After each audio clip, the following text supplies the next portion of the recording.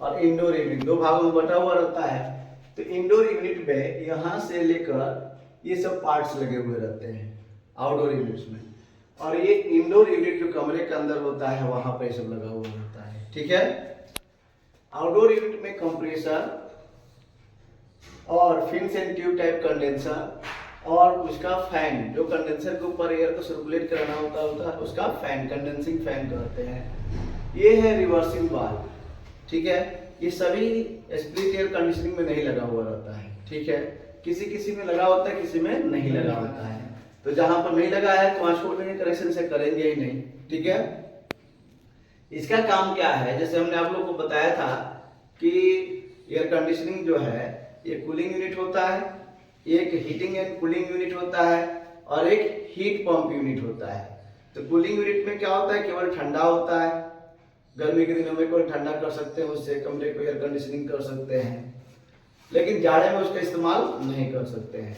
और हीटिंग और cooling unit में क्या होता है कि गर्मी में तो हम उसका इस्तेमाल करते ही हैं, और ठंडे के दिनों में जहां पर हवा खींचता है उसी के पास में हम हीटर लगा देते हैं और उस समय कंप्रेसर के इलेक्ट्रिक लाइन को डिस्कनेक्ट करा देते हैं, केवल फैन चलता है और हीटर ऑन हो जाता है। और उससे जब हीटर से हवा गुजर कर आता है तो हवा गर्म हो जाता है, तो ठंडक में हम इस तरह से हवा को गर्म करते हैं। लेकिन हीट पंप यूनिट में क्या होता है कि साइकिल को रिवर्स कर देते हैं। जैसे कि मान लीजिए कि ये कंप्रेसर है और यहां से ये कंडेंसर में गया और कंडेंसर से होकर रेफ्रिजरेंट कंट्रोल में गया और रेफ्रिजरेंट कंट्रोल से एवापोरेटर में गया और एवापोरेटर से होकर ये आ गया यहाँ पर। ठीक है, तो ये जो कंडेंसर है CUND कंडेंसर एवापोरेटर, तो ये कमरे साइड में लगा रहता है, ये बाहर लगा रहेगा। तो यहाँ रिफ्रेशन साइकिल सही होगा तो ये कूलिंग करेगा। लेकिन जब हम साइकिल को रिवर्स कर देते हैं, यानी कि यहाँ पे एक रिवर्सिंग वाल्व लगा देते हैं ऐसे,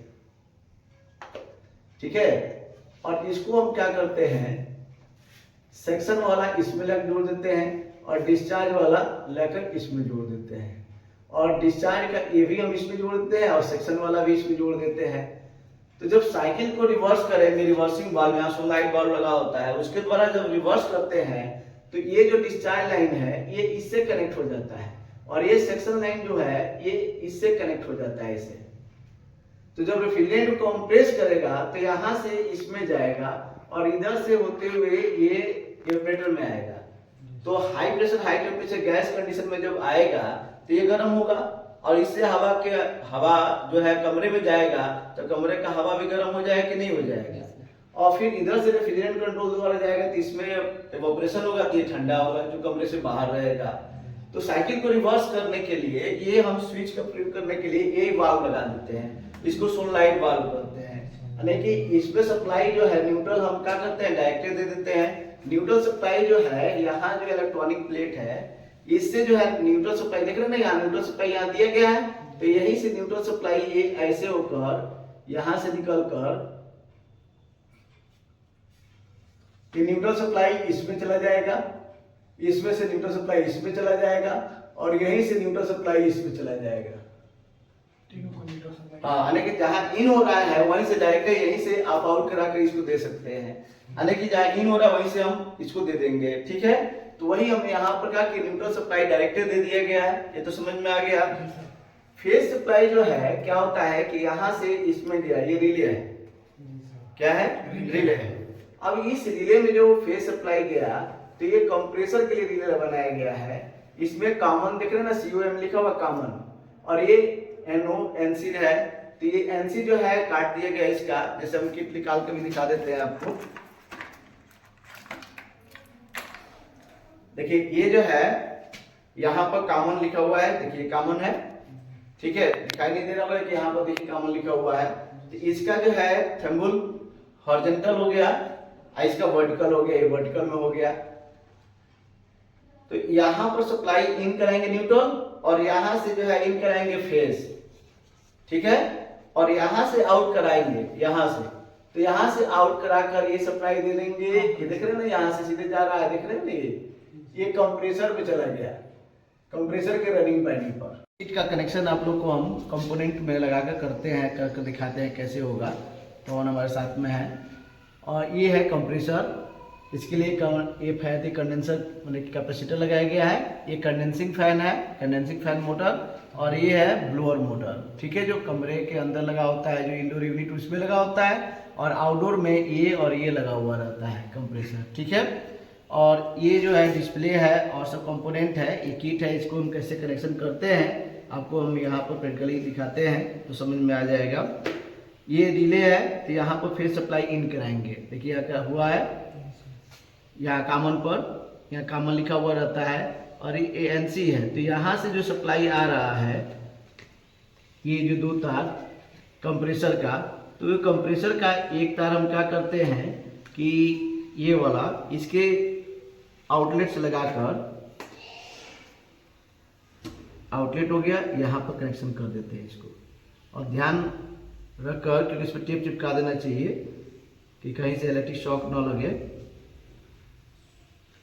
यहाँ हो गया। ये कंडेंसिंग फैन को हम क्या करते हैं कि एक सप्लाई यहाँ से यहाँ पर दे देते हैं। देखिए लिखा होगा आउट, यहाँ लिखा है आउट, तो आउट वाला पर हम क्या करते हैं कंडेंसिंग के लिए दे देते हैं।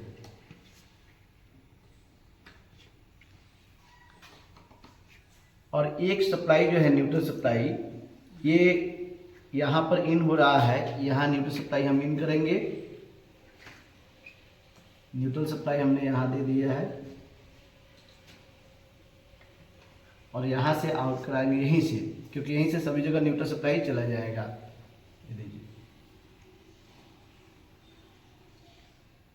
हमारा बंद हो गया अपने आप, फुल हो गया।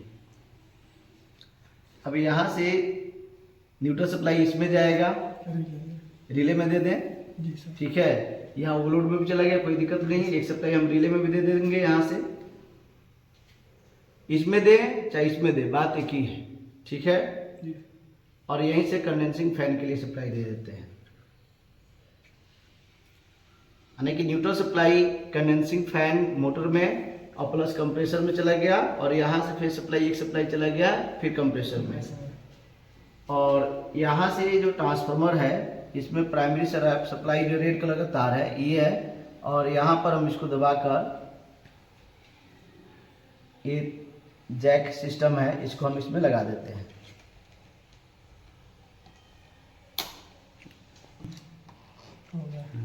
अब ये वाला सप्लाई फिर हम इसको क्या करते हैं, इसमें लगा देते हैं, ठीक है। इसका आउटपुट हो गया, इसमें इनपुट हो गया। यहाँ से जो है 220 वोल्ट इन होगा, और यहाँ से 12 वोल्ट AC आउट होगा। और ये डायोड लगा हुआ है, देखिए डायोड, और ये डायोड क्या करेगा, इस 12 वोल्ट AC को 12 वोल्ट DC में परिवर्तित कर देगा, ठीक है।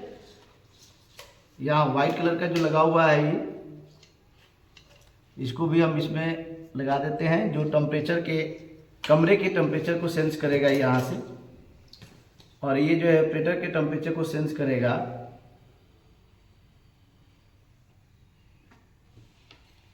ये डिस्प्ले के लिए यहाँ पर देखिए जैक बना हुआ है, डिस्प्ले वाला भी हम यहाँ लगा देते हैं, ठीक है। ये ब्लोअर मोटर है, इसका 3 स्पीड है, 3 यहाँ पर जैक बना हुआ है, पिन बना हुआ है, इसको हम इसको दबाकर ऐसे लगा देंगे। और इसको पावर फैक्टर यहाँ से मिलना चाहिए, तो यहाँ पर हम इसको यहाँ पर तीनों पिन वाला भी लगा दिए, ठीक है। अब हम इसको सप्लाई देंगे, ये पावर फैक्टर तो इससे बोर्ड को मिलकर चला जाएगा। अब हम सप्लाई यहाँ से देंगे बोर्ड में, तो बोर्ड में सप्लाई देने पर ये देखिए डिस्प्ले वाला हम सीधा कर देते हैं डिस्प्ले के द्वारा, और यहाँ पर सप्लाई देंगे। इसको ऑन करेंगे तो ब्लोअर मोटर ऑन हो जाएगा। देखिए डिस्प्ले यहाँ पर डिस्प्ले दिखा रहा है, यानी कि टेम्परेचर है, रिमोट के द्वारा हम टेम्परेचर इसको बढ़ा, ठीक है।